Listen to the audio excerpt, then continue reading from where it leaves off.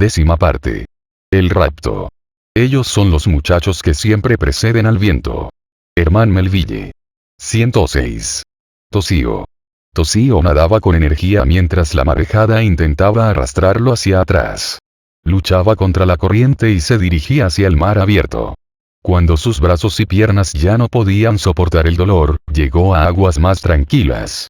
Los pulmones le quemaban y se volvió para ver cómo la colina metálica, ahora a unos 2 kilómetros de distancia, se hundía en su propia cima. El hundimiento no duraría mucho. El árbol taladrador no había terminado su excavación cuando Delia y él lo hicieron explotar. La isla se estabilizaría en cuanto el pozo se hubiera llenado. Se oían sordas detonaciones. Toshio pedaleó en el agua y echó un vistazo a su entorno. En todas las islas cercanas los árboles se movían, y no precisamente impulsados por el viento. Vio en la distancia 3 columnas de vapor y de humo que se elevaban sobre el agua. Eran el resultado de los terremotos subacuáticos. Y todo esto a causa de una pequeña bomba. A pesar de todo lo que le había ocurrido, Toshio examinaba con calma las causas. No le quedaba nada por hacer a excepción de elegir la forma de morir. Se sintió extrañamente liberado. ¿Y si la bomba hubiese abierto una vaina de magma? Se preguntó. Si aparece un volcán en cualquier parte, creo que podría ser en el pozo de ese árbol taladrador. Pero supongo que la isla lo está taponando. La colina metálica que había sido su hogar durante 2 semanas había dejado de hundirse. Algunas copas de árboles ondeaban sobre el agua. Toshio se preguntó qué suerte habría corrido Charles Dart. No podía imaginarse al chimpancé nadando hasta muy lejos. Quizás fuese lo mejor. Al fin Charlie había obtenido un claro éxito. Toshio se sintió aliviado después de descansar. Volvió a nadar hacia mar abierto. Unos 20 minutos más tarde, se produjo un nuevo rugido sordo. Se volvió justo a tiempo para ver la distante colina sacudida por una violenta explosión. Fragmentos de piedras y vegetación volaron en todas direcciones. La propia colina se elevó, casi por encima del nivel del mar, se partió en pedazos y luego se hundió en una nube de vapor. 107. Takata Jim. Llamando a la flota de guerra. Llamando a la flota de guerra vencedora. Habla Takata Jim, teniente del servicio de exploración de Terragens. Deseo negociar. Responda, por favor. El receptor permanecía mudo. Takata Jim soltó una maldición. La radio tiene que funcionar, la había cogido del trineo de Thomas Orley, y ese humano siempre tenía su equipo en perfectas condiciones. ¿Por qué los galácticos no respondían? La lancha había sido diseñada para ser atendida por más de una persona. El repentino e inesperado desastre de la isla le había obligado a abandonar a sus estenos. Ahora no tenía a nadie que le ayudase. Debía realizar 2 o 3 trabajos al mismo tiempo. Observó el visor de tácticas. Una masa de puntos amarillos se dirigía hacia él desde el sector norte galáctico.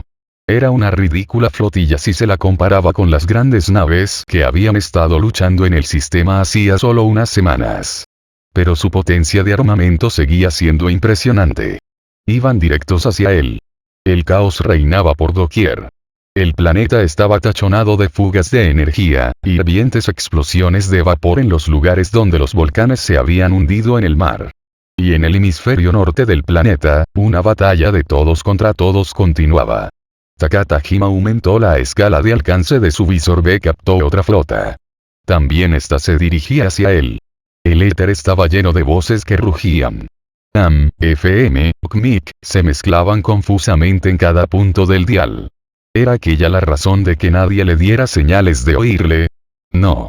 Los galácticos tenían unos ordenadores muy sofisticados. Debía ser culpa de su equipo. No tuvo tiempo para revisarlo antes de despegar.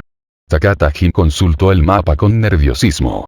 Estaba volando entre una manada de tiburones atigrados, con la esperanza de negociar la protección del Streaker y su eventual liberación. Entonces recordó la expresión en el rostro de Gillian Baskin, una semana antes, cuando él sugirió dar a los Eds todo lo que pidieran. En aquella ocasión, Metz le había apoyado, pero ahora le venía a la mente la expresión de la mujer. Lo había mirado compasivamente al decirle que los fanáticos nunca actuaban de aquel modo. Nos quitarán todo lo que tenemos, nos darán amablemente las gracias y luego nos servirán en un caldero, había comentado ella. Takata Jin inclinó la cabeza. No lo creo. Y además cualquier cosa es mejor que lo que ella planea. Examinó el holo de tácticas. La primera flota se hallaba ahora a 100.000 clics de distancia. Al fin, el ordenador le suministraba datos de las naves. Eran acorazados Soros. A Takata Jin le subió bilis desde el estómago a la boca. Se acordó de todo lo que había oído contar sobre ellos. ¿Y si disparan primero? ¿Y si no tienen interés en capturar prisioneros? Echó una ojeada a sus propios mandos de combate. El armamento de la lancha era bastante escaso, pero, aproximó una garra de su arnés al mando que accionaba el lanzamiento, solo para sentirse un poco más tranquilo. 108. Streaker. Las dos flotas más importantes se dirigen ahora hacia Takata Jin. Manténme informada, Wataseti, asintió Hillian y dirigiéndose a TSHT dijo. ¿Cuánto tiempo podemos seguir ocultos por estas perturbaciones tectónicas? Nuestra anti-G está siendo detectable cada 5 minutos, Hillian. No creo que podamos retrasar la detección de energía mucho más tiempo si volamos sobre los volcanes. Si queremos evitarlo, tendremos que ganar altitud. Estamos siendo detectados desde una gran distancia, espetó el operador de detección. Un par de naves que intervinieron en la batalla que se desarrolló sobre Orley sienten curiosidad por nosotros. Si es así, comentó TSHT, vamos por ellas. Dame 5 minutos, TSHT, dijo Hillian sacudiendo la cabeza. No me interesan esos rezagados del hemisferio norte. Hemos de permanecer ocultos de las grandes flotas un poco más. TSHT giró en el oxiagua, dejando una estela de burbujas. Luke y Kara. Enfila hacia el sur-sudoeste, en dirección al volcán. Hillian observaba el visor con toda atención. Una diminuta mancha azul mostraba la lancha que volaba junto a un grupo de unas 30 manchas mucho mayores. Vamos, Takata Jin, murmuró Hillian para sí. Creo que sé lo que pretendes. Demuéstrame que estoy en lo cierto. En la frecuencia de la radio del renegado teniente todavía no se había producido ningún sonido. Toshio debía haber realizado su misión y saboteado los transmisores en la isla. La mancha azul se hallaba a unos 100.000 kilómetros del enemigo. Telemetría. Takata Jin ha cargado sus armas. Anunció Wataseti. Hillian asintió. Lo sabía. Ese tipo es casi humano. Debe tener una personalidad más fuerte de lo que yo había esperado, no por lo que está haciendo sino porque ha sabido disimular. Por fuera de lugar que parezca, ¿quién iría a enfrentarse con el enemigo sin tomar precauciones? Ahora, un poco más cerca, Hillian. Gritó el oficial de detección. No puedo creerlo. Takata Jin está. Hillian sonrió con un poco de amargura. Déjame adivinarlo. Nuestro bravo teniente está disparando contra toda la flota de guerra. TSHT y Wataseti se volvieron para mirarla, sorprendidos. Ella se encogió de hombros. Vamos. A pesar de todas sus faltas, nunca se ha podido decir que Takata Jin no fuese valiente, rió para ocultar su nerviosismo. Vamos, todo el mundo a sus puestos. 109. Takata Jin. Takata Jin gritó y trató de sujetar la palanca. No funcionaba. Los controles de fuego estaban activándose sin que él lo ordenara. Cada pocos segundos, un temblor sacudía la nave cuando un pequeño proyectil dirigido salía de su único lanzamisiles. Leves chispas de antimateria brotaban del morro de la lancha, apuntando automáticamente al navío alien más cercano. En un disparo afortunado, la nave que iba en cabeza de la flota Zoro se abrió como los pétalos de una flor de fuego. El ataque por sorpresa había vencido las defensas diseñadas para soportar las temperaturas de una nova. Soltó una maldición e intentó apartarse. No lo consiguió. Cuando la flota Zoro empezó a responder al fuego, Takata Jin gimió y lanzó su pequeña patrullera a una salvaje serie de maniobras evasivas. Con el sentido tridimensional natural de los delfines, se apartó rápidamente con un movimiento giratorio de alta gravedad pasando entre las descargas que se le acercaban peligrosamente. Solo había una cosa que hacer, solo una posible tabla de salvación. Takata Jin enfiló directamente hacia la segunda flota de batalla. Ellos debieron presenciar su ataque. Puede que pensaran que se convertiría en su aliado, si vivía lo suficiente para llegar hasta ellos. Aceleró, seguido por una horda de mastodontes que viraron y avanzaron pesadamente tras él. 110. Streaker. Ahora, Hillian. Casi. Espera un minuto. Esas naves del norte parecen haber tomado una decisión. Algunas de ellas vienen hacia aquí, rectifico. Toda la refriega ha tomado la dirección sur, hacia nosotros. Hillian no podía angustiarse demasiado por apartar el fuego del lugar donde se encontraba Tom. En definitiva, le estaba devolviendo un favor. Muy bien. Elige una trayectoria. Quiero que vayamos hacia el este, sobre la eclíptica, tan pronto como la segunda flota termine de virar hacia la lancha. Sí, señor, farfulló TSHT con un suspiro de impaciencia antes de nadar hacia el puesto del piloto y cambiar impresiones con Luke y Kara. 111. Tom. Levantó la cabeza por encima del agujero en el que se había refugiado. ¿Dónde se habían ido todos, tan de repente? Unos minutos antes, el cielo ardía con fuegos de artificio. A izquierda y derecha caían naves incendiadas. Ahora vio a unos cuantos rezagados, en lo alto del cielo, distantes, tomando la dirección sur. Tardó unos momentos en darse cuenta de lo que estaba pasando. Gracias, Gil, pensó. Ahora, a ti sales también de mi parte. 112. Takata Jin. Takata Jin farfullaba de rabia. Estaba tan ocupado que no había podido revisar los controles de disparo. Desesperado, envió impulsos para cerrar de golpe los bloques de la memoria del ordenador. Por fin, algo funcionaba. El sistema de armas se desconectó. Frenéticamente, hizo que la nave girara a la izquierda ajustó al máximo la fuerza propulsora para escapar de la lluvia de torpedos. Las dos flotas iban a reunirse rápidamente, y él estaba en medio. Takata Jin intentó pasar por debajo de la segunda flota y detenerse tras ella, intentando mostrar con sus acciones lo que no había podido decir por radio, que buscaba protección. Pero los mandos no respondieron. No pudo corregir el rumbo después de su última maniobra evasiva, por haber cerrado los bloques de memoria. La lancha se lanzó en ángulo recto, para apartarse de las dos flotas que convergían. Pero ambas viraron y le siguieron.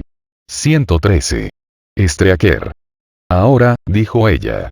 El piloto no necesitaba que le insistieran. Ya había añadido la velocidad necesaria y ahora había aplicado plena potencia. Los motores del Streaker rugieron y salió de la atmósfera dejando una estela de ionización. La aceleración podía sentirse incluso a través del éxtasis, incluso en el puente lleno de agua. El mar grisáceo desapareció bajo una capa de nubes blancas. El horizonte se volvió curvo, casi un arco. El Streaker entró en un océano de estrellas. Nos están siguiendo los combatientes del norte. ¿Cuántos son? Unos 20, TSHT escuchó durante unos momentos su enlace neural. Vienen en columna. A excepción de un grupo bastante grande de la retaguardia, parecen todos de la misma raza. Oigo los disparos. Se atacan unos a otros mientras nos persiguen. ¿Cuántos hay en la retaguardia? Unos 6, supongo. Bueno, veamos qué conseguimos cuando aceleremos. El planeta quedó tras ellos mientras Luke y Kara lanzaba el Streaker en la dirección que Hillian había elegido. Más allá del horizonte de Kitrup empezó una gran batalla. La masa del planeta la ocultó durante unos minutos, pero luego pudieron presenciarla. A 1.000.000 de kilómetros de distancia, el espacio estaba tachonado de brillantes explosiones y terribles aullidos que atravesaban los escudos de protección psíquica. Esos muchachotes están peleando por Takata Jin. Eso nos permitirá salir del sistema antes de que las grandes flotas puedan darnos alcance, comentó TSHT. Hillian asintió. El sacrificio de Toshio no había sido en vano. Ahora nuestro problema son esos pequeños tipos que nos siguen. Tendremos que deshacernos de ellos de algún modo. Tal vez podamos esquivarlos detrás de ese gaseoso planeta gigante. ¿Cuánto falta para llegar hasta allí? Es difícil de calcular, Hillian. Quizás una hora. No podemos forzar los motores dentro del sistema y además llevamos exceso de carga. TSHT escuchó su enlace neural, concentrándose. Los que nos siguen están casi parados, enfrentándose unos con otros. Pueden ser abatidos, pero pienso que al menos 2 de las naves principales nos alcanzarán cuando lleguemos al planeta gaseoso. Hillian miró la pantalla holo. Kitrup había quedado reducido a una pequeña esfera en una esquina, y detrás de él se veían resplandores de combate. En aquel lado, una cadena de pequeños puntos mostraba a los perseguidores del Streaker. En la parte superior de la pantalla, empezaba a formarse una brillante esfera de colores suaves. Era un enorme mundo de gas helado, muy parecido a Júpiter. Bueno, si podemos distanciarnos un poco, e intentar una emboscada. Hillian, dijo TSHT mirándola de hito en hito. Son naves de guerra. Y nosotros solo tenemos una nave de exploración del tipo Snark. Exactamente, un sencillo Snark, sonrió Hillian. El casco de la nave Tenania que podrá hacer algo más que frenar nuestra velocidad.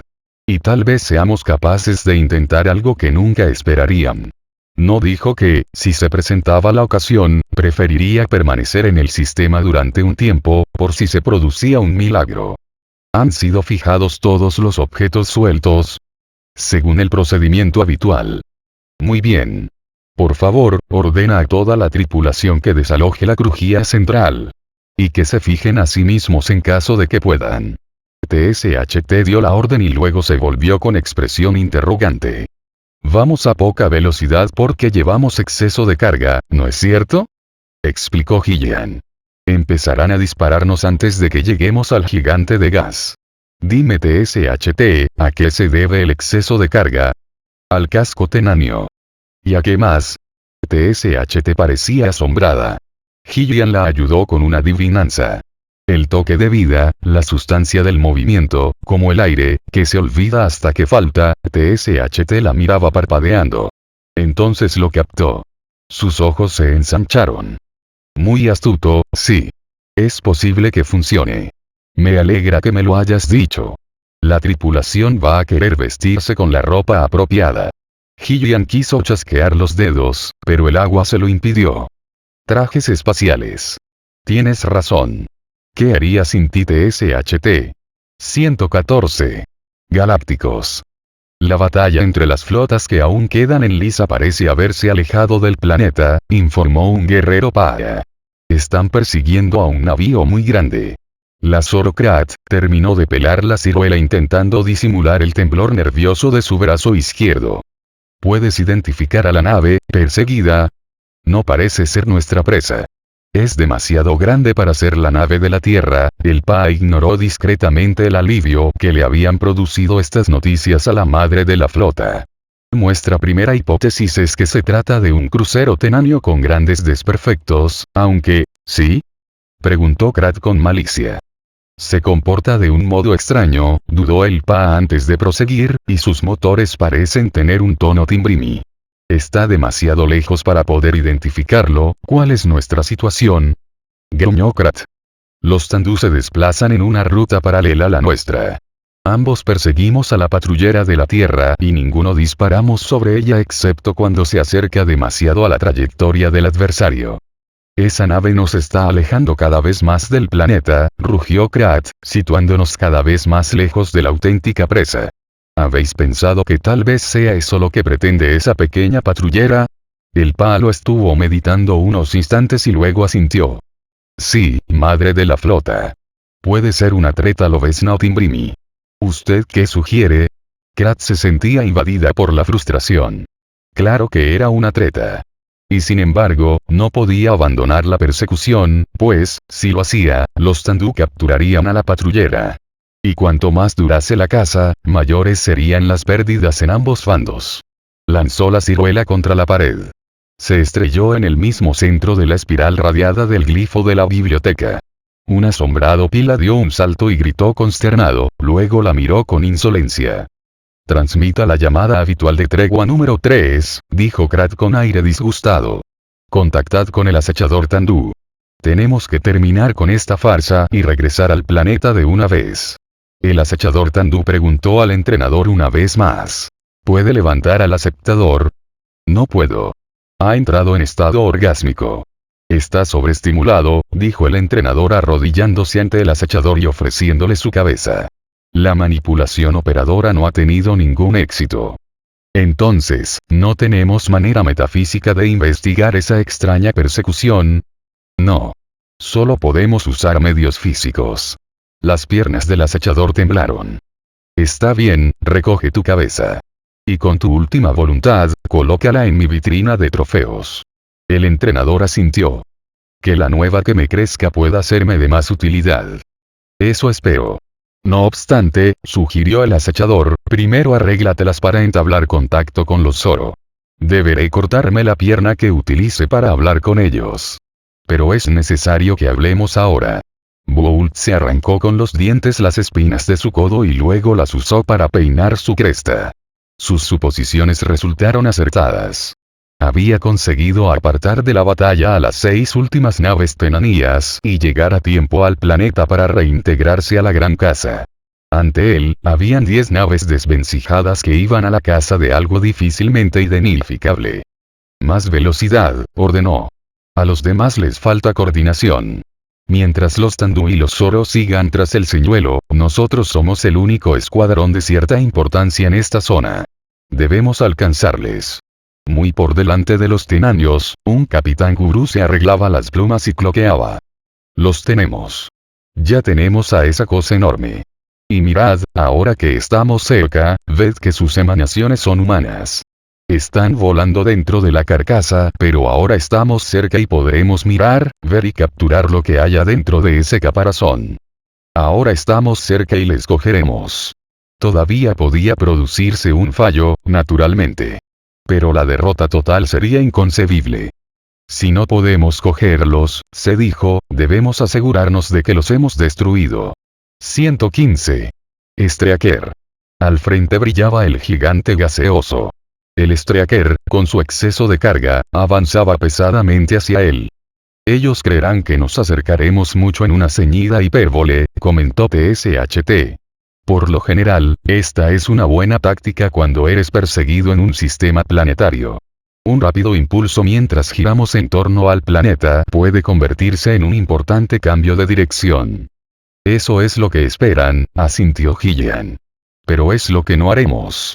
Vieron en las pantallas cómo aparecían 3 puntos que crecían hasta tomar forma de figuras sólidas. Eran naves con horribles cicatrices de guerra y armas aún más horribles. La gran masa del planeta invadía todo el espacio visible aunque, detrás, las naves continuaban creciendo. ¿Se han amarrado todos los fines a un lugar seguro? Sí.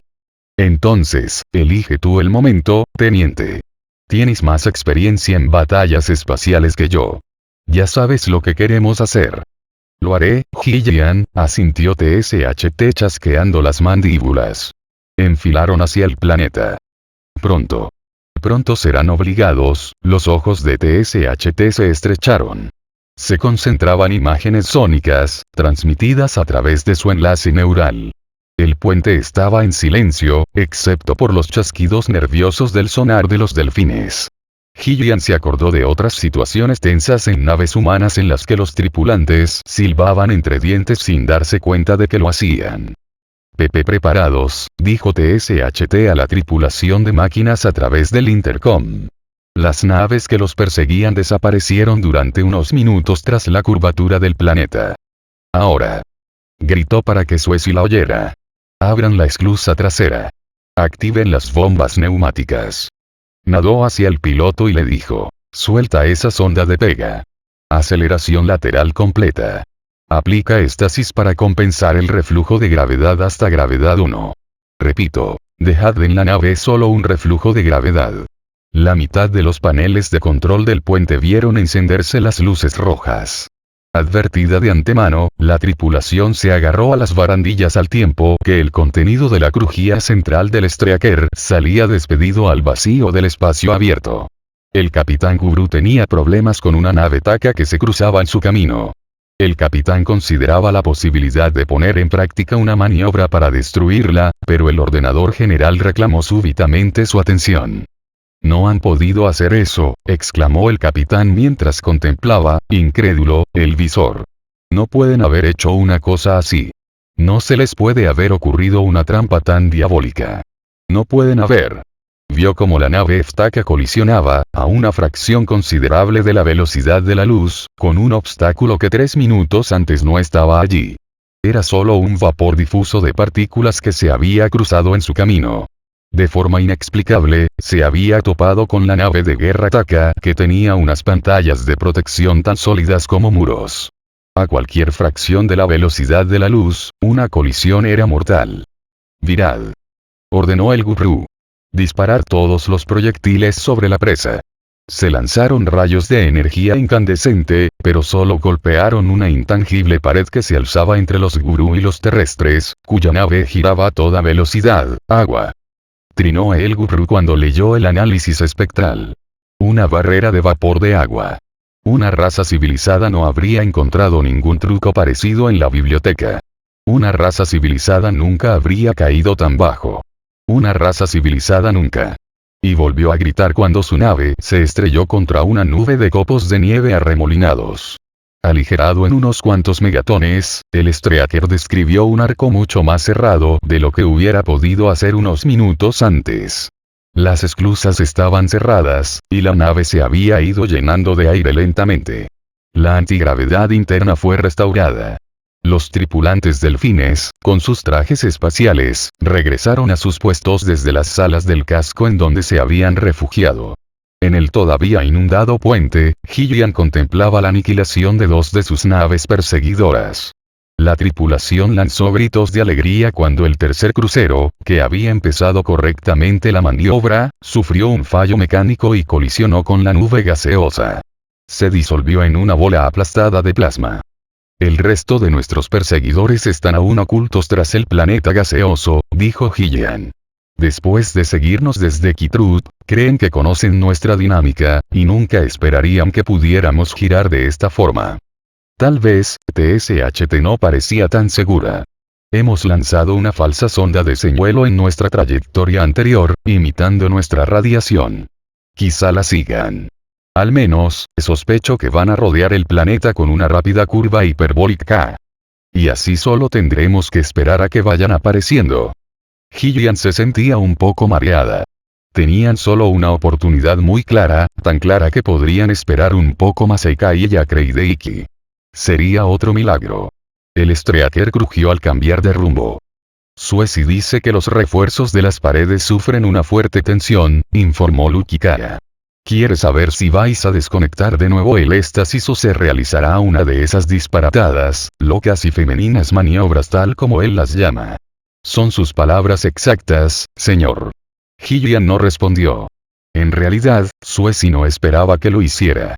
El Streaker completó su pronunciado giro y volvió sobre sus pasos en el momento exacto en que aparecían 2 nuevas naves de combate en un extremo visible del planeta gigante. A por ellos, TSHT, dijo Gillian a la oficial delfín, mostrando una cólera en su voz que no había permitido que se hiciera patente durante muchas semanas de frustración. Usa tus propias tácticas, pero cárgatelos. Sí, TSHT percibió que Gillian tenía los puños crispados. A ella le ocurría algo parecido. Se giró y avisó a la tripulación. Con paciencia hemos soportado los insultos, con paciencia las maniobras malignas. Ahora nos detenemos olvidada la paciencia. El sueño y la lógica reunidos en el combate. La tripulación del puente estalló en vítores. El Streaker se abalanzó sobre su desconcertado enemigo. 116. Galácticos. La voz de la matriarca Soto rugía a través de la red de comunicaciones. Entonces estamos de acuerdo en dejar esta cacería y unir nuestras fuerzas. El acechador Tandú prometió que se cortaría las 2 piernas, no solo una, por la vergüenza de llegar a ese acuerdo. Sí, replicó. Si continuamos de este modo, lo único que haremos será malgastar nuestras fuerzas para nada. Vosotros, los Zoro, a pesar de ser unos parásitos, sois buenos luchadores. Unámonos de una vez y acabemos con todo. Krat quiso dejar las cosas claras. Juramos por el pacto número 1, el más antiguo e irrevocable que existe en la biblioteca, que vamos a capturar juntos a los terrestres, que vamos a conseguir juntos la información y que vamos a descubrir juntos a los emisarios de nuestros ancestros, para que sean jueces en nuestras querellas. De acuerdo, asintió el Tandú. Ahora que ya hemos terminado con esto, vayamos juntos a buscar nuestro premio. 117. Takata Jin. Ahora sabía lo que entendían los humanos por un paseo en trineo de Nantucket. 1. Takata Jin estaba cansado. Tenía la sensación de haber estado huyendo durante muchas horas. Cada vez que intentaba dirigir la lancha hacia un lado, para poder rendirse a uno de los grupos, el otro bando empezaba a disparar entre él y su objetivo, haciéndole retroceder. Hacía un rato que había detectado una larga fila de naves despegando de Kitrup en dirección opuesta. No le costó mucho imaginar que el Streaker estaba haciendo su maniobra. Esto se acabó, pensó.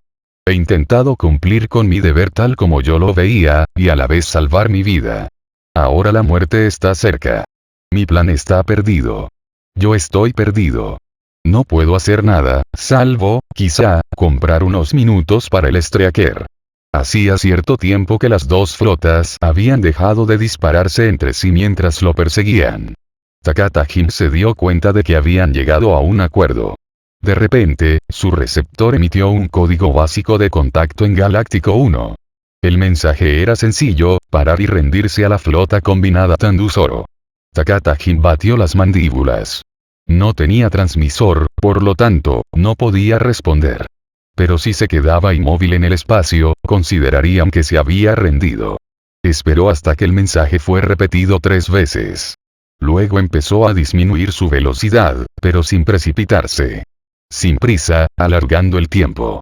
Cuando los galácticos estuvieron cerca, y sus amenazas empezaron a plasmarse en un desenlace final, Takata Jin suspiró y volvió a conectar los controles de disparo de la lancha. La nave dio un bandazo cuando unos pequeños misiles pasaron muy cerca de ella. Takata Jin aplicó de nuevo la potencia máxima.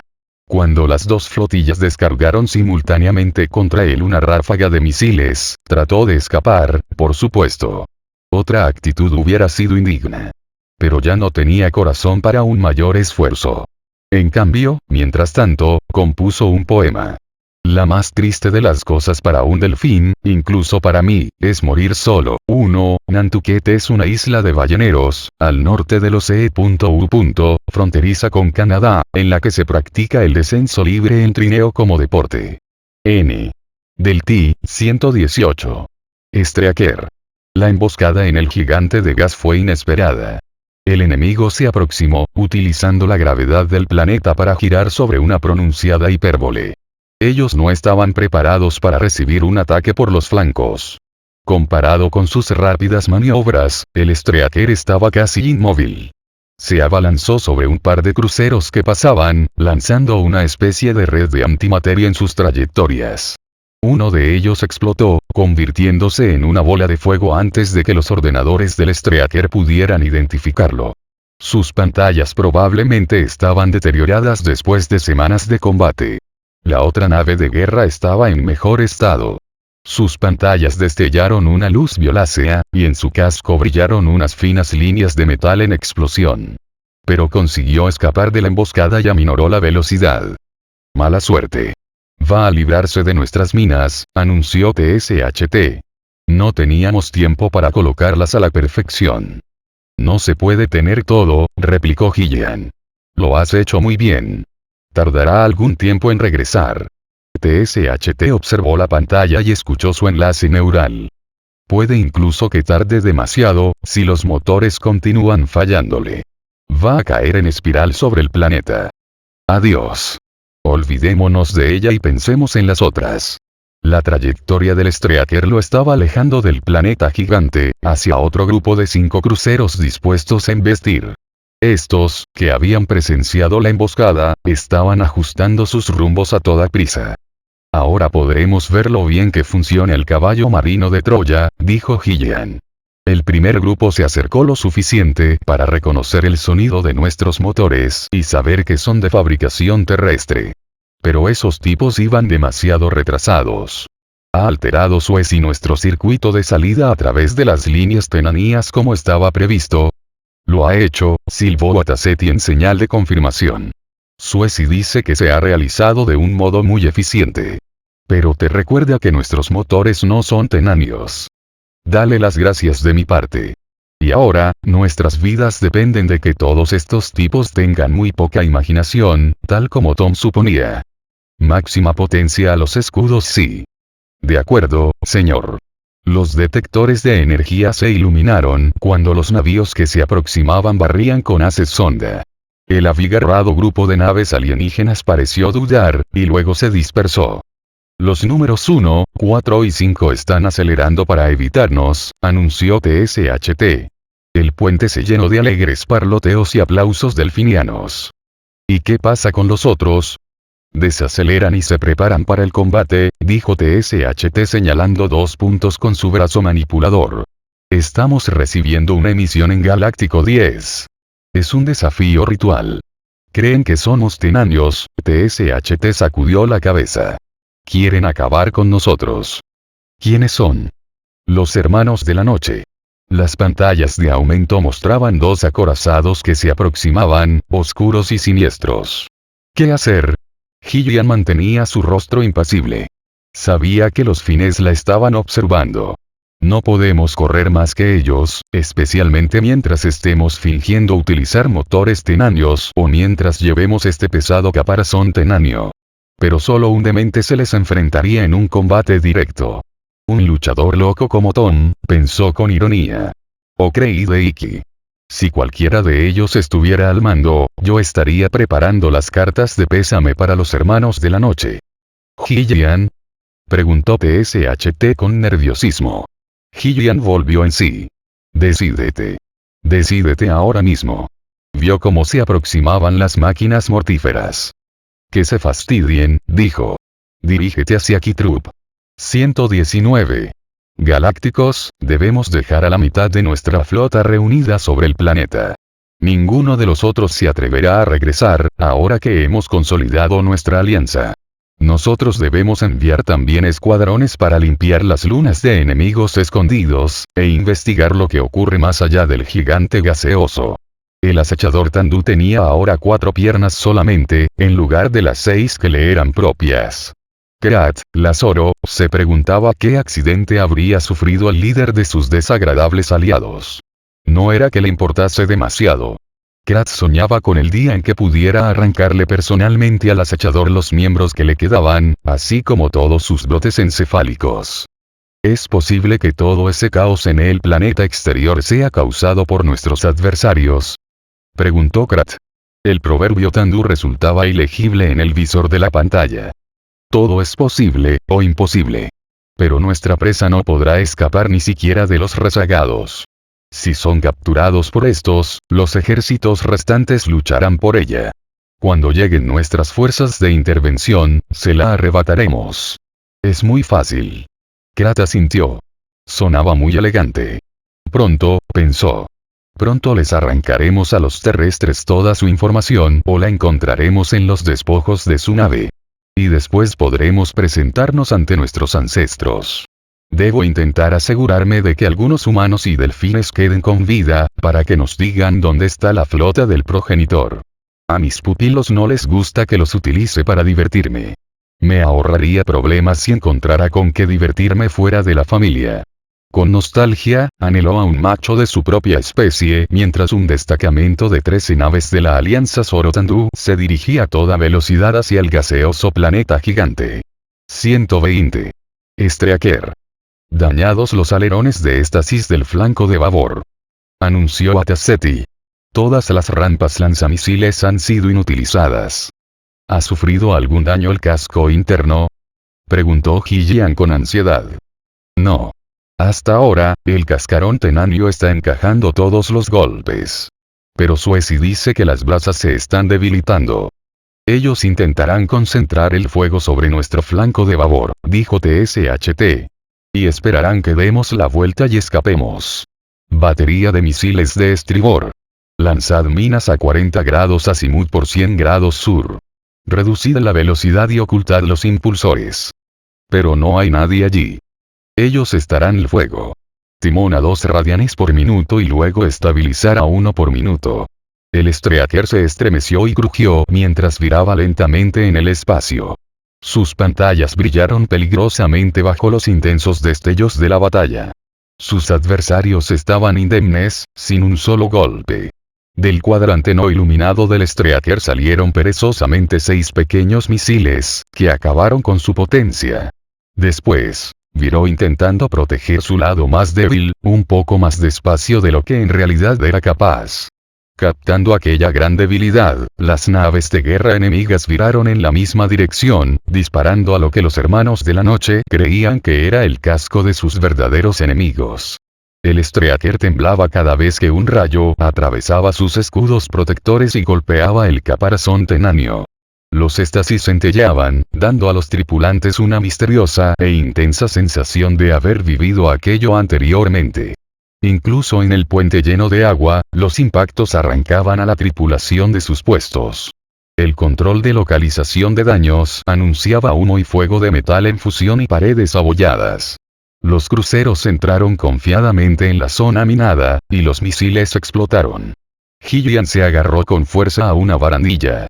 Los sensores que no se habían deteriorado por el vapor mostraban que el enemigo estaba oculto tras una nube de gas. Potencia al máximo, 20 grados por 270. Grito TSHT. Alto, disparen. Los forzados motores se agitaron.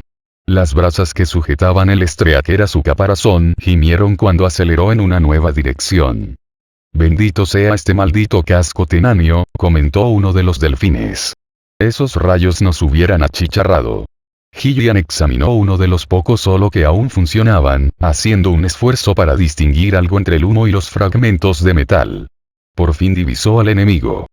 Tocado. Un golpe importante. Exclamó exultante.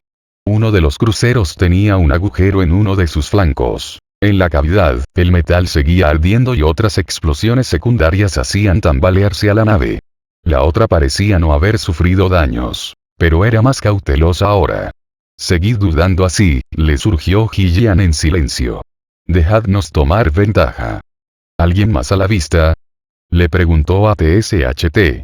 Si esas 2 naves eran las únicas que quedaban, se podría poner de nuevo los motores a la máxima potencia y hacerles saber incluso que pertenecen a una nave de la Tierra. Sí, Hillian, parpadeó la teniente. Hay 6 más, se acercan muy deprisa. TSHT sacudió la cabeza. No hay forma de escapar de este nuevo grupo. Avanzan con demasiada rapidez. Lo siento, Hillian. Los hermanos se han decidido, anunció Ataseti. Nos están persiguiendo. TSHT entornó los ojos. Hillian asintió en silencio. No podremos engañarlos otra vez. Suezi llama. ¿Quieres saber si? Dile a Anes, dijo Hillian suspirando, que ya no habrá más maniobras femeninas. Me he quedado sin ideas. Los 2 acorazados estaban ya junto a la popa del Streaker. Todavía no disparaban, pero se preparaban para el ataque definitivo. Hillian pensó en Tom. No podía evitar pensar en que le había fallado. Era un buen plan, cariño. Pero me hubiera gustado llevarlo a cabo por ti de un modo competente. El enemigo caía sobre ellos, enorme, amenazante. Cambio de vector. Gritó entonces Lucky Kara. La cola del piloto se agitaba. Están virando y alejándose como un banco de salmonetes. Pero si ya nos tenían, parpadeó Hillian perpleja. Es por los que se aproximan, Hillian. Por esas 6 naves. Gritó TSHT con júbilo. ¿Qué? ¿Quiénes son? TSHT rió con la sonrisa más amplia que un neofín podía conseguir. Son tenanios y vienen disparando. Pero no nos disparan a nosotros. Las pantallas mostraron a los 2 cruceros que les habían estado persiguiendo. Ahora volaban, disparando hacia atrás a la mini flotilla que se acercaba. Wataseti. Rió Hillian. Dile a Suezi que vaya frenando. Que lo pare todo y que emita una cortina de humo. Vamos a interpretar el papel de un soldado gravemente herido. Al cabo de un momento llegó la respuesta del ingeniero. Suezi dice que no hay problema. Ningún problema en absoluto. 121. Galácticos. La cresta de Woult se rizó con oleadas de emoción. El Krondorsphere yacía ante ellos, herido pero orgulloso. Había dado por desaparecido al viejo acorazado desde el primer día de la batalla, y a Barón Evrensev, su capitán. Woult anhelaba ver de nuevo a su antiguo camarada. ¿Aún no hay respuesta?, preguntó al operador. No, comandante, la nave está en silencio. Es posible que hayan sufrido un golpe fatal que, espere, hay algo. Una señal de destellos luminosos en un lenguaje sin codificar. Lo están enviando desde uno de los faros de proa. Woult se inclinó hacia adelante con impaciencia. ¿Qué dicen? ¿Necesitan ayuda? El oficial de comunicaciones se concentró en el monitor, observando las luces que centelleaban. Todo el armamento y sistema de comunicación destruidos, recitó. Los medios de supervivencia y los mandos auxiliares todavía son utilizables, los terrestres delante nuestro, perseguidos por algunas naves. Tenemos que replegarnos, feliz cacería. Krondorsphere, corto. Woult pensó que el mensaje era un poco extraño. ¿Por qué Evrensev quería retirarse si todavía podía seguir y, de esa forma, librarse del fuego del enemigo? Tal vez estaba representando una comedia para no retenerlos. Woult estuvo a punto de insistir en ofrecerles ayuda cuando el oficial de comunicaciones habló de nuevo. Comandante. Un escuadrón acaba de aparecer tras el planeta acuático. Son al menos 10 navíos. Puedo leer los signos Zoro y Tandu. La cresta de Woult se inmovilizó durante unos instantes. Tenía que ocurrir. Los herejes se habían aliado. Tenemos una oportunidad. Tras los fugitivos, e inmediatamente. Podemos vencer a quienes los persiguen cuando ellos venzan a los terrestres, y largarnos antes de que lleguen los Zoro y los Tandu. Mientras su nave saltaba hacia el exterior, envió un mensaje al Krondorsphere. Que los grandes espíritus estén con vosotros. 122. Streaker. Hay un pequeño ordenador muy sofisticado que has tenido oculto todo este tiempo, comentó TSHT. En realidad es de Tom, sonrió Hillian. Los Fines asintieron. Aquella explicación era suficiente. Hillian dio las gracias a la máquina NIS por su rápida traducción al tenanio. La voz incorpórea susurró desde un cúmulo de chispas que flotaban junto a ella, danzando y arremolinándose en medio de la efervescencia de las burbujas del Oxiagua. No puedo hacer nada más, Hillian Baskin, replicó. Vosotros, unos cuantos terrestres perdidos, habéis acumulado, en el transcurso de los numerosos desastres, más datos que mis maestros en el último milenio.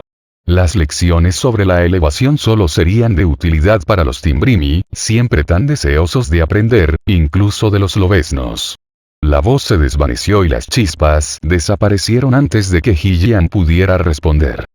Hillian, el grupo de señales ya ha vuelto de los puntos de observación de babor, dijo TSHT. Los tenanios se han lanzado en persecución de nuestras sombras, pero regresarán. Cuando ocurra, ¿qué haremos? Hillian sintió los temblores de la reacción adrenalínica. Más allá de este punto, no había planeado nada. Solo había una cosa que deseara hacer fervientemente. Un único destino en todo el universo a donde anhelara dirigirse. Kitrud, susurró. ¿Kitrud? Se preguntó a sí misma. Miró a TSHT, sabiendo cuál sería la respuesta que le daría y deseando que fuera otra. Hay una flotilla orbitando Kitrud en estos momentos, dijo TSHT sacudiendo su satinada cabeza. El combate ha terminado.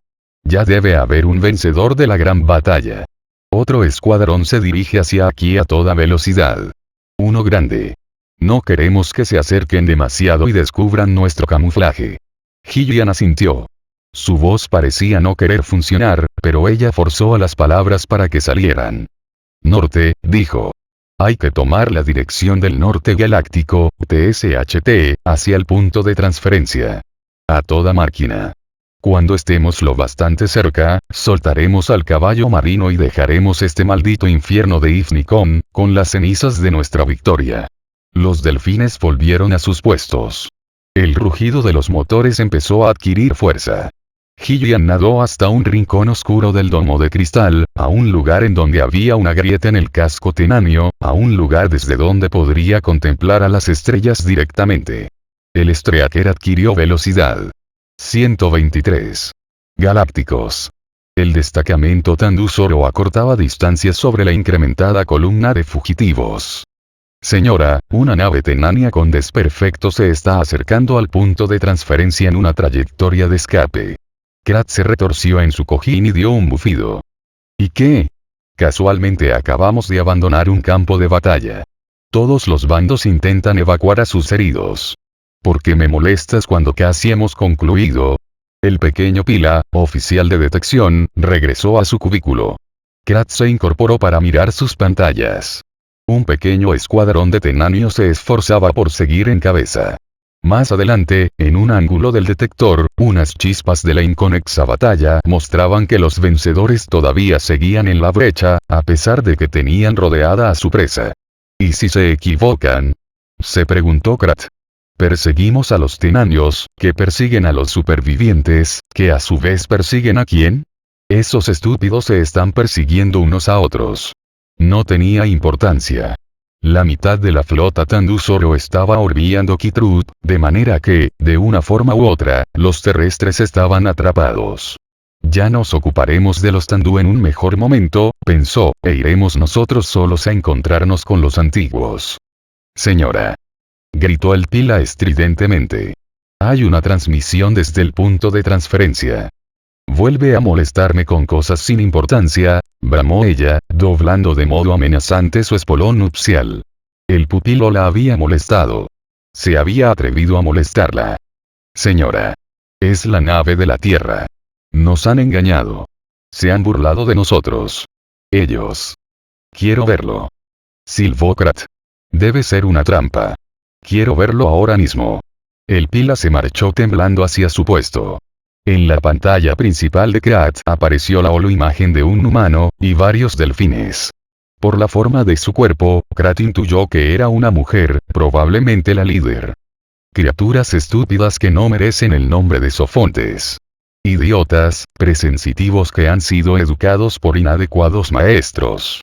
Hemos escapado de toda vuestra potencia logística, riéndonos de vuestra ineptitud.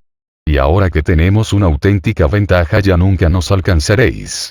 ¿Qué mejor prueba de que los progenitores no os favorecen a vosotros, sino a nosotros? ¿Qué mejor prueba? Los improperios continuaban. Krat los escuchaba furiosa aunque saboreando, al mismo tiempo, su profesionalidad. Esos hombres son mejores de lo que yo creía. Sus insultos son vulgares y exagerados, pero tienen talento. Se merecen una muerte lenta y honorable. Señora. Los Tandú que nos acompañan están cambiando de rumbo. Sus otras naves están saliendo de Kitrut para dirigirse al punto de transferencia. Krat silbó con desesperación. Seguidlos. Seguidlos ahora mismo. La caza continúa. La tripulación volvió resignadamente a sus tareas. La nave de la Tierra estaba en buena posición para la huida. En el mejor de los casos, aquella iba a ser una larga cacería. Krat se dio cuenta de que no podría llegar a casa a tiempo de aparearse. Moriría lejos de allí. En la pantalla, el hombre continuaba burlándose de ellos. Bibliotecario. Gritó. No entiendo algunas de las palabras del hombre. Averigua qué significa jajaja en su bestial idioma de lobeznos. 124. Tom Murley. Sentado con las piernas cruzadas sobre una estera de juncos, a la sombra de una nave abatida, oía como el murmullo del volcán se reducía al silencio. Pensando en el hambre que sentía, escuchó los suaves y chapoteantes sonidos del interminable paisaje vegetal, hasta considerarlos como algo amablemente familiar. Los chapoteos constituían un fondo sonoro para su meditación. Frente a él, sobre la estera, estaba la bomba de mensajes que nunca llegó a enviar. El objeto brillaba bajo los rayos del sol de aquel primer buen día, desde hacía semanas, en el hemisferio norte de Kitrup. La luz se reflejaba especialmente en los lugares donde el metal estaba algo abollado. ¿Dónde estás ahora? Las superficiales olas marinas ondulaban, la esterilla flotaba en trance a través de diversos niveles de conciencia, como un viejo que hurgara en su desván, como un antiguo vagabundo que mirase sin curiosidad el paisaje a través de los cristales de una furgoneta. ¿Dónde estás, amor mío? Recordó un haiku japonés del siglo Svil del gran poeta Yosabu Son. Caen las lluvias de primavera y empapan en el tejado la pelota de trapo de un niño. contemplando las imágenes que se reflejaban en la superficie metálica de la esfera. Sí, escuchó los sonidos de la jungla, los sonidos de los animalillos que se escondían, del viento que silbaba entre las hojas mojadas. ¿Dónde ha ido esa parte de mí que se ha marchado? Escuchó las lentas pulsaciones del mundo oceánico, contempló los dibujos en el metal, y al cabo de un rato, en los reflejos de los pliegues de la bomba, vio una imagen que iba hacia él. Una forma corpulenta se acercaba a un lugar que era un no lugar, una brillante oscuridad en el espacio. Mientras lo observaba, vio cómo se abría. El grueso caparazón se separó despacio, como la eclosión de un huevo. Los fragmentos cayeron y se alzó un delgado cilindro que recordaba un poco a una oruga. Alrededor de ella brillaba un halo, una capa de probabilidad que se solidificaba ante sus ojos. No es una ilusión, concluyó. No puede serlo. Se abrió a la imagen, aceptándola. Y desde la oruga le llegó un pensamiento. Perales en flor y una mujer bajo la luz de la luna lee una carta, sus labios, aún heridos, le dolieron al sonreír. Otro haiku de buzón. Su mensaje contenía tan poca ambigüedad como era posible, dadas las circunstancias. De algún modo, ella había captado el poema y le ofrecía una respuesta.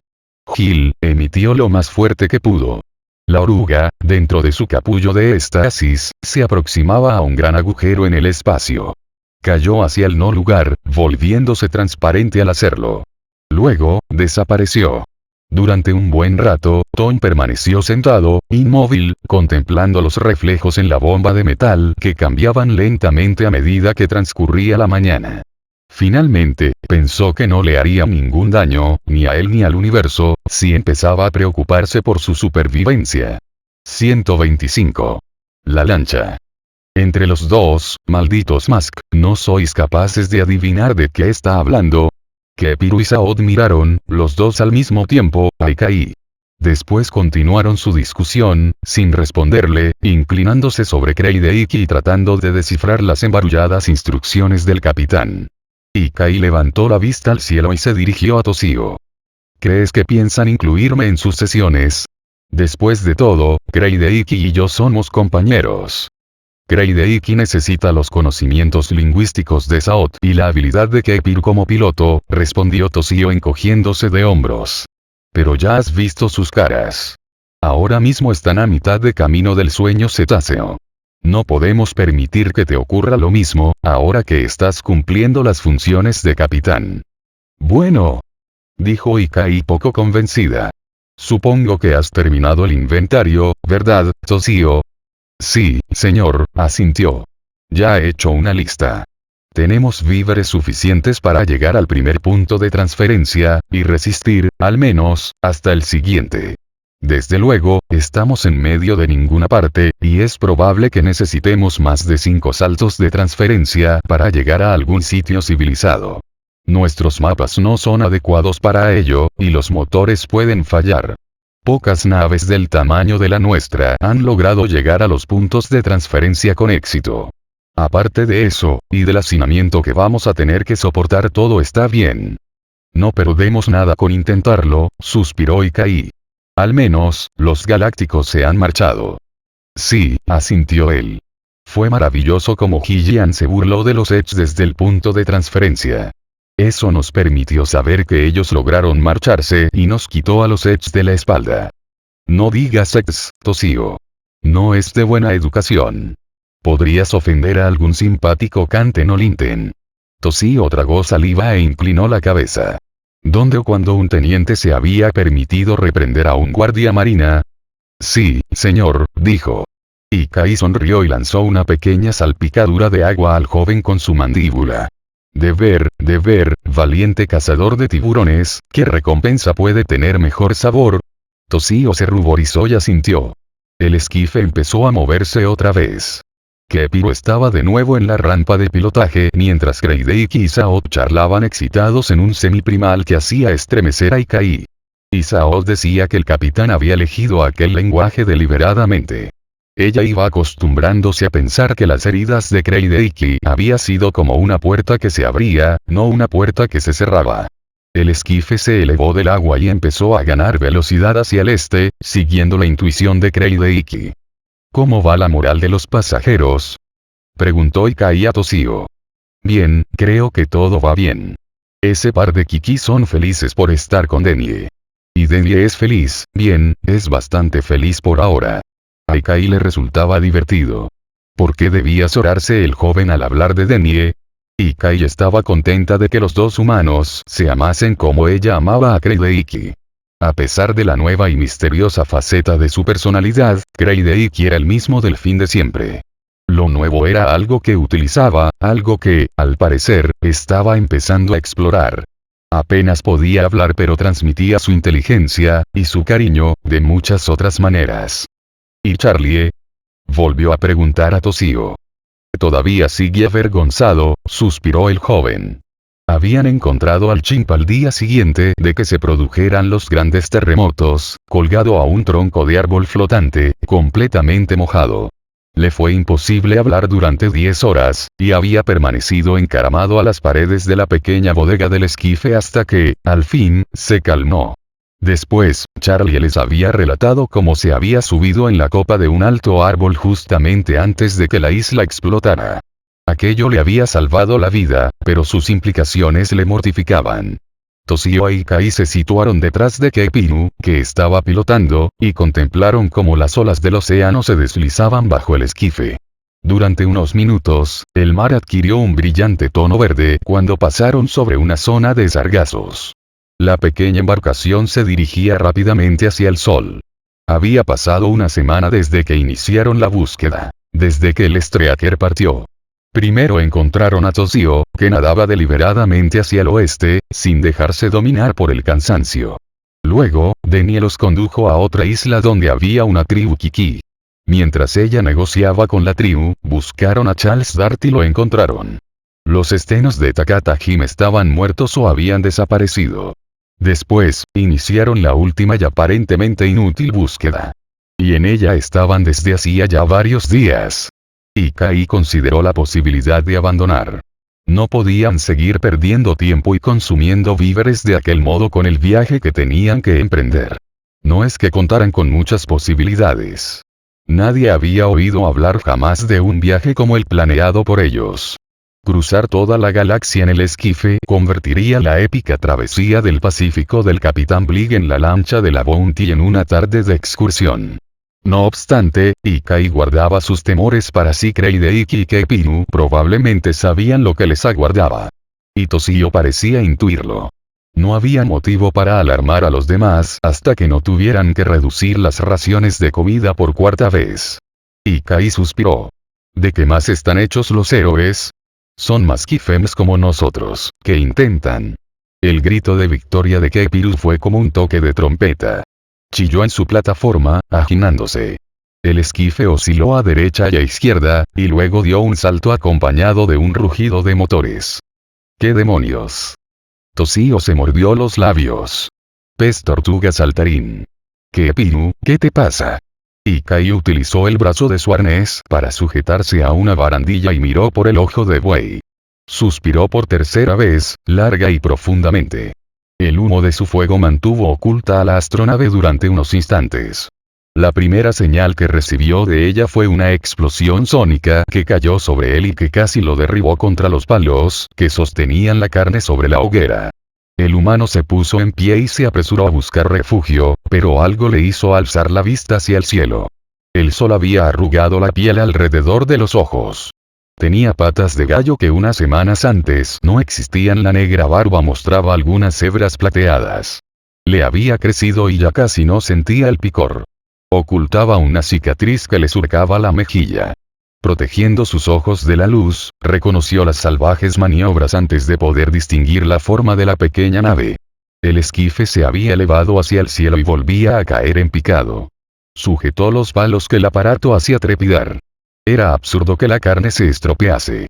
Le había costado mucho esfuerzo conseguirla, limpiarla y prepararla. Sería necesaria en el viaje que iban a emprender. No estaba muy seguro de que a los fines les gustase aquel menú, pero era nutritivo, el único alimento del planeta que un terrestre podía comer. Los inestables gurú, los desnudos tandú y los episiarcas voladores nunca podrían constituir platos de alta cocina, evidentemente. Pero tal vez era cuestión de acostumbrarse. Sonrió y agitó los brazos cuando, por fin, Kepiru se tranquilizó lo suficiente para lograr que el esquife aterrizara en las cercanías. ¿Cómo pude dudar de que estuviera vivo? Se preguntó y caí llena de júbilo. Hillian dijo que él tenía que vivir. Que a ningún galáctico le sería posible dañarlo, como habrían podido. Y por qué, estando en el vasto universo, yo me sentía siempre preocupada por volver a casa. Epílogo. Descansa. Descansa y escucha. Descansa y escucha y aprende, Grey de Iki. Pues la marea estelar sube.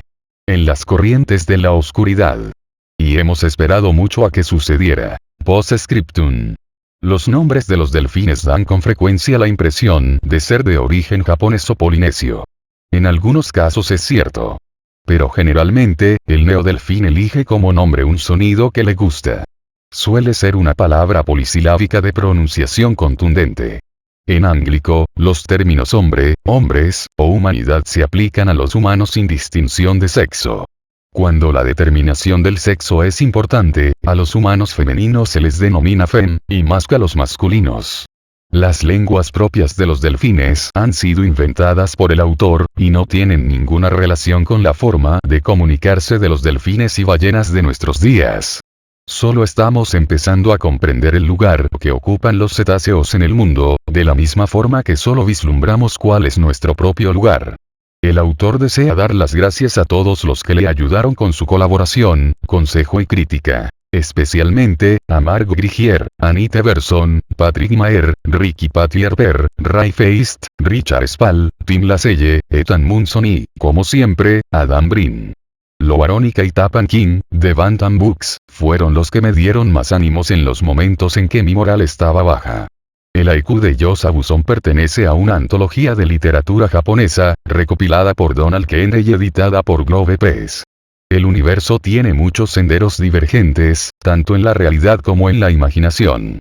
Las criaturas de esta novela son del todo irreales. Pero puede que algún día algunos de nuestros mamíferos se conviertan en compañeros nuestros. Para que sea posible, debemos permitir que su potencialidad se conserve. David Brin. Agosto de 1982.